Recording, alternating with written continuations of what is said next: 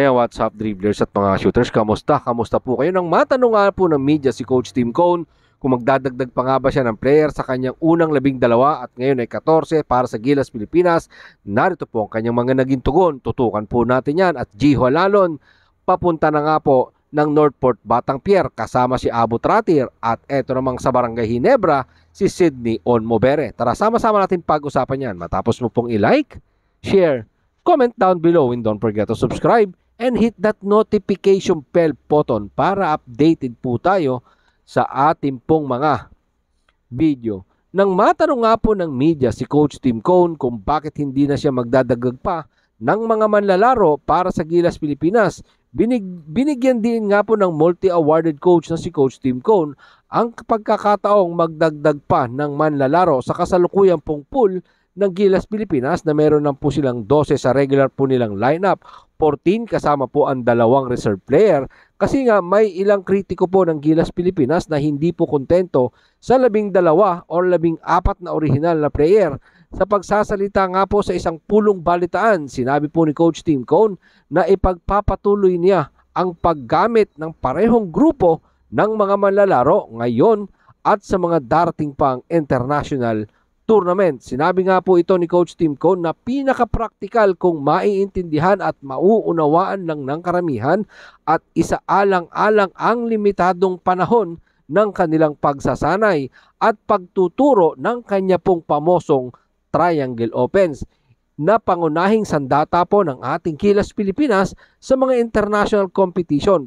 For example, mga shooters, dyan po sa Riga, Latvia, sa katatapos na Riga, Latvia, Olympic Qualifying Tournament, maganda ang inilaro ng Gilas Pilipinas dyan dahil hindi kabisado ng ilang European team ang pamosong triangle system ni Coach Tim Cone. Ngayong November 21, muling sasabak ang ating Gilas Pilipinas para sa FIBA Asia Cup 2025 qualifier. Sinabi nga po ni Coach Tim Cone na mananatili ang kanyang 14, 12 kupunan na kanyang isasalang. Narito po si Coach Tim Cone sa ulat ni Romel Puertes Jr. ng Inquirer. Hindi na namin palalawakin pa ang pool.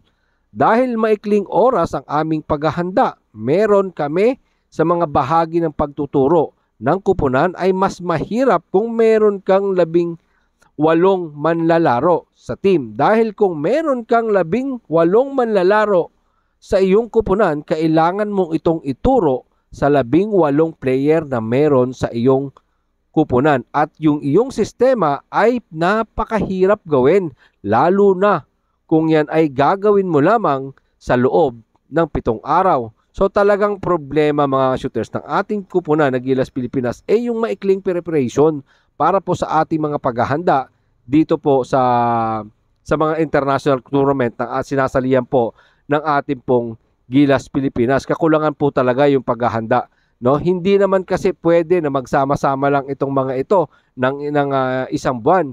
Yun po ay yun lang yung gagawin nila, no? May mga kanya-kanya po kasi silang commitment ang mga players po ng PBA, Japan P-League at KBL at syempre sa kung saan-saan pa, mga shooters katulad ng UAAP, NCAA. So may kanya-kanya pa po silang mga commitment. Syempre, need talaga nila ng income para sa kanilang mga sarili, no?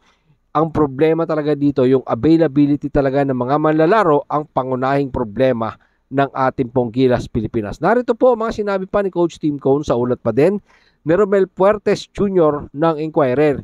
Yan ang dahilan kung bakit nagdesisyon kami na mas maliit na pool ang buuin dahil ang pagturo ng konting oras lang meron kami. Talagang yun ang pinakamalaking problema ng national team sa oras ng kanila pong pagsasanay. Hindi kasi basta-basta mga shooters na basta kunin mo na lang sa Japan B-League yung mga yan.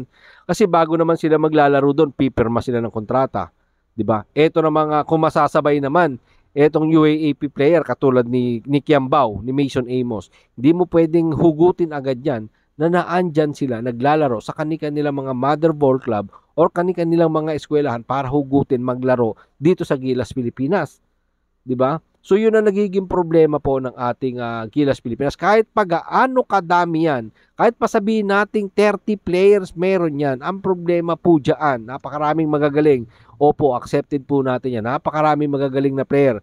sabihin na natin si Abando, okay, nandyan si Abando, nandyan kung sino-sino pang magagaling. Pero paano kung nakakontrata yan doon sa isang kupunan, sa Japan B-League, sa Korean Basketball League, sa PBA, sa NCAA, UAAP, hindi mo agad-agad pwedeng hugutin dahil siyempre kailangan po sila ng kani-kanilang mga kupunan na mayroon pong sarili po silang commitment po dyan. Eto naman, pag-usapan po natin usapang PBA trade mga shooters. Matapos po ang trade sa pagitan ng Barangay Ginebra San Miguel at ng Tira Firma Jeep para dalhin si Christian Standhardinger kasama si Stanley Pringle at ang third overall pick ng Tira Firma papunta dito sa Barangay Ginebra San Miguel. Eto naman po mga shooters sabi nga po ng huling video natin, ganun din yung pagkakasabi natin na hindi pa tapos ang trade sa PBA. Kahapon lang nga po ay inapprove ng PBA Trade Committee ang paglipat ni Gio Halalon papunta sa Northport Batangpier. Kasama niya po dyan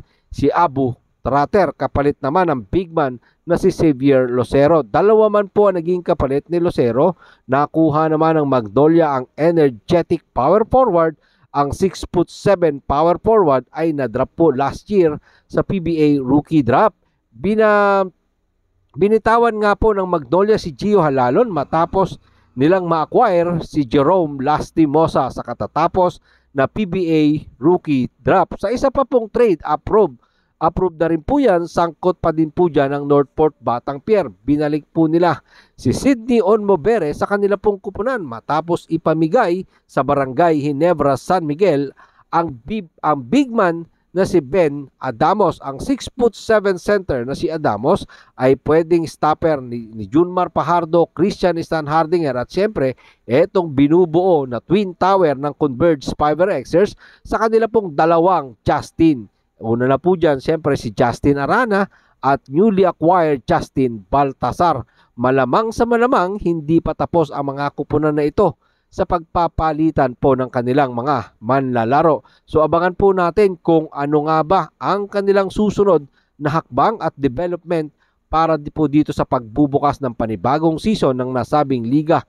Mga shooters, So abangan po natin kung ano pa yung mga susunod na pwedeng pasabog na trade. Habang ginagawa po natin itong video ito, wala pa tayong nakikita sa spin na bagong trade na inapprove ng PBA. Maraming salamat po sa inyong panonood. Bago natin tapusin ang ating pong video, shoutout po muna kina Villa Flores family from Victoria, Laguna, Francis Panumayen, shoutout po, Lady Water, Teodoro Alonso, Remedio de la Cruz, Lino Dalanon, Joms Ribujas, Superman Mix TV. Mega love shoutout po sa inyong lahat. Maraming salamat sa inyo pong patuloy na pagsuporta at syempre sa aking pong buong Team Paangat family. Maraming salamat sa inyong panonood. Ano man po ang inyong maging opinyon, pag-usapan po natin yan dyan sa comment section. Ingat and God bless everyone.